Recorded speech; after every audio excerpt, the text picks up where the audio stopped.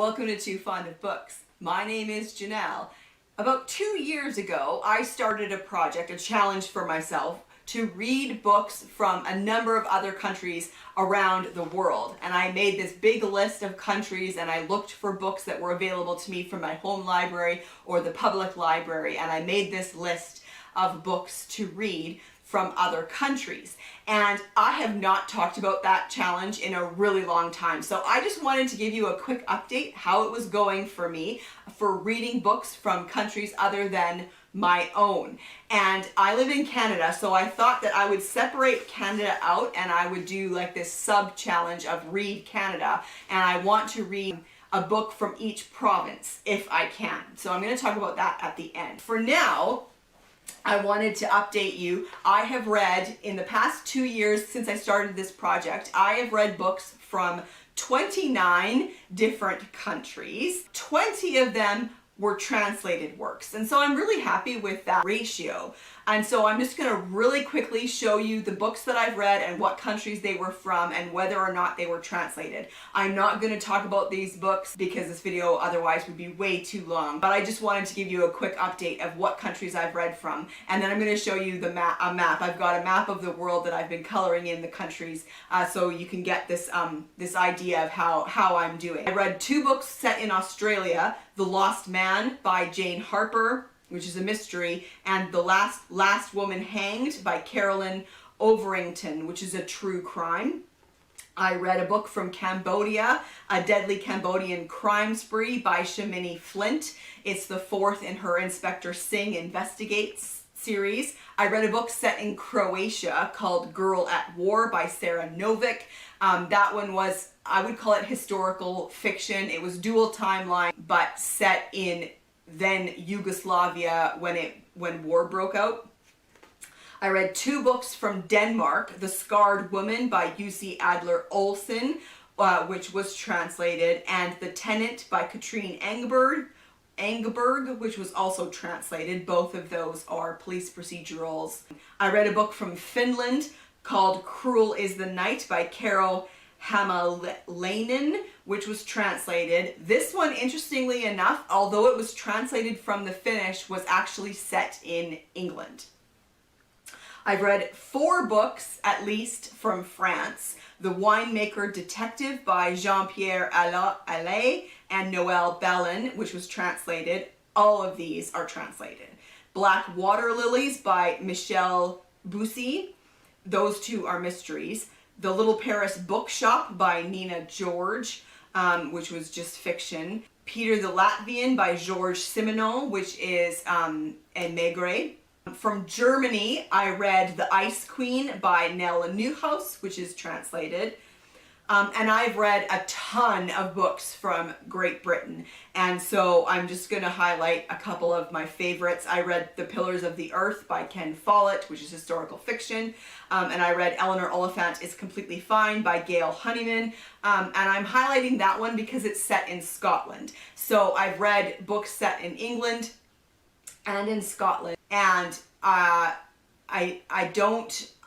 if I read a book set in Wales and in Ireland, then I'll highlight that as well separately. I've read a book set in Iceland, Burial Rites by Hannah Kent, which is a historical fiction based on a true story of the last woman executed in Iceland. From India, I have read a lot from India. I read The Satapur Moonstone and the Bombay Prince by Sujata Massey, which is books 2 and 3 in her Perveen mystery series, historical mystery.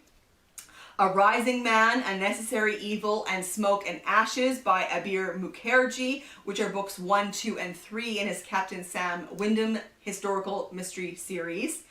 The Baby Ganesh Agency Investigates. I've read books 1 through 4 by Vaseem Khan, set in modern day Mumbai. A Very Puka Murder and Death the Durbar by Arjun Raj Gand, which is historical mystery. And Murder in Old Bombay by Nev March, which is also historical mystery.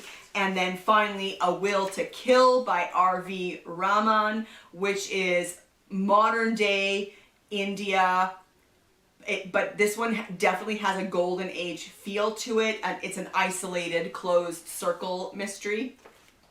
I've read a mystery from Indonesia, A Ballet Conspiracy Most Foul by Shamini Flint, which is part of her Inspector Singh series. I've read 2 books set in Iraq, both of them written by Agatha Christie, Murder in Mesopotamia and They Came to Baghdad.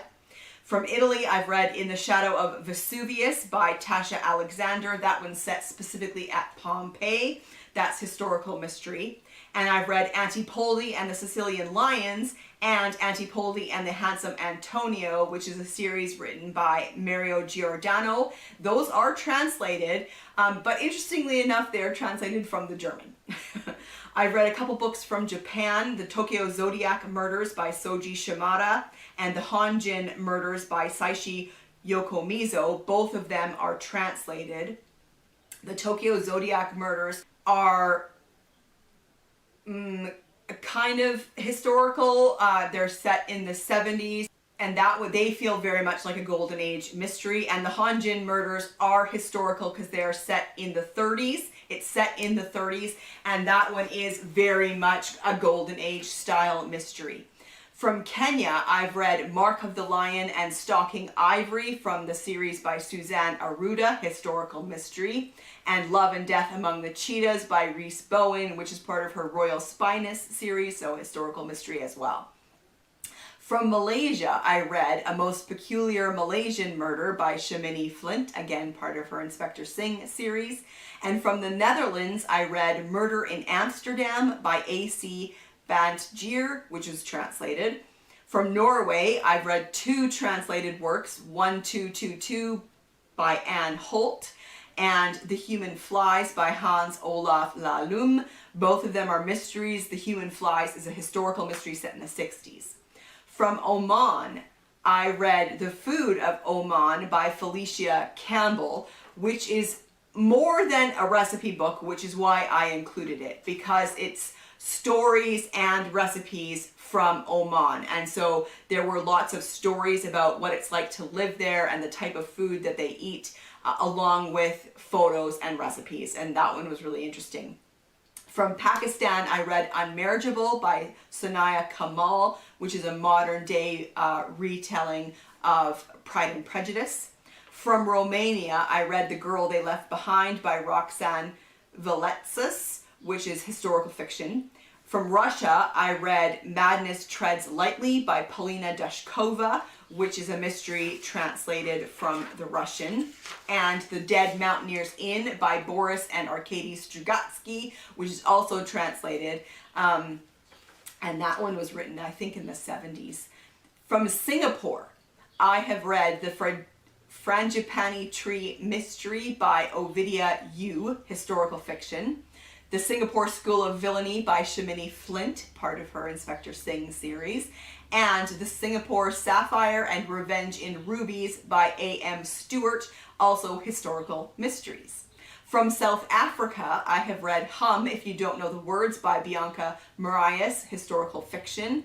The Girl from the Train by Irma Joubert, translated from the Afrikaans, also historical fiction. And The Woman in the Blue Cloak by Dion Meyer, also translated from the Afrikaans, and that is a mystery. From Spain, I read Captain a la Triste by Arturo Perez Reverte, translated. From Sweden, I read The Department of Sensitive Crimes by Alexander McCall Smith and The Sandman by Lars Kepler. That one was translated. From Switzerland, I read Season of Snows and Sins by Patricia Moyes, which is a mystery, and I love the title of that one. From Thailand, I am currently reading Murder at the House of Rooster Happiness. And I didn't put the author's name, but the picture will be up here for you. Which is a mystery. And then from the United States, again, I have read a lot of books set in the United States, but here I'm going to highlight the Eddie Flynn series by Steve Kavanaugh. I've read the first 4 in those, and I love that series. And Lost Hills by Lee Goldberg, which is another mystery that I really enjoyed. So here is a look at my world map. I think I'm doing pretty well.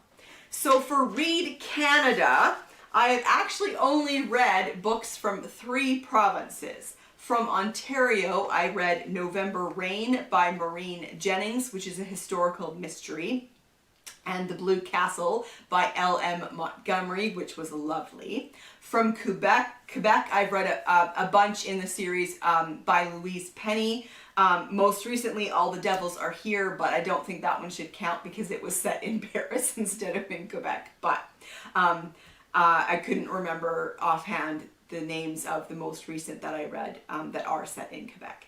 And then from Prince Edward Island, I've read Marilla of Green Gables by Sarah McCoy, which is historical fiction, as well as Anne of Green Gables by L.M. Montgomery, which I don't think needs any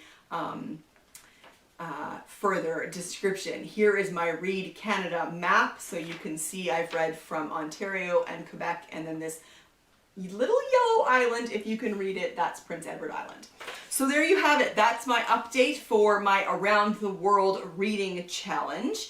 Let's chat in the comment section down below. Have you read any of these books? Did you enjoy them? Do you enjoy reading books from other countries? Do you enjoy translated fiction, or do you find it can be a little bit more difficult to read? Let's chat, and I will see you for another video soon. Bye.